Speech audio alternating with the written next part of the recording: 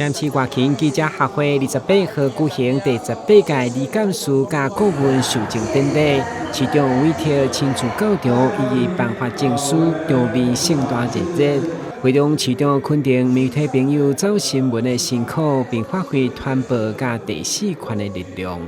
我們這個外勤記者協，因為大家是第一線跑線的記者，特別辛苦所以這邊祝福大家，也祝大家身體健康，萬事如意。除了市長韋特親自頒發證書，包括副市長江明煌、淡市7區區長以及立委陳廷輝等儕議員民代攏到場祝賀。其中首席顧問鄺仁壽、副首席顧問吳永玲等24位各界精英，對着媒體發揮社會正義甲美善的影響力，全力支持。咱媒體是即監督政府監督政府有一些政策東西攏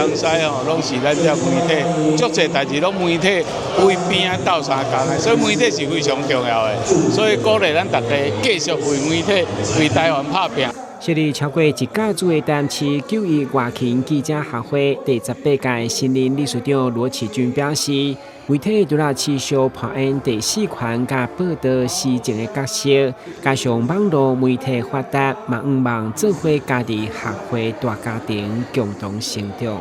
現在的媒體不是只有傳統媒體、報紙、電視台或者是網絡電視台，還有網絡媒體。那網絡媒體這一塊呢，目前會數量不多，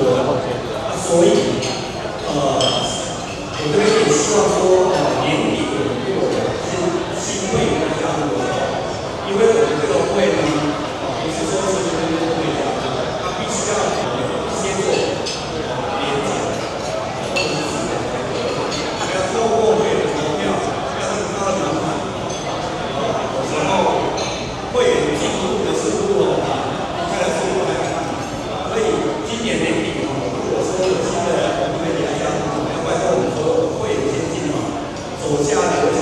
如果真的是他是在跑新聞，我們就要給予支持，讓他可以通過。所有參與貴賓的出席，除了代表對新團隊家人的肯定，嘛展示新聞界對專業倫理的重視，以及要甲台南社會各界建立對話溝通的管道。台南新聞軍籍張樹維採訪報道。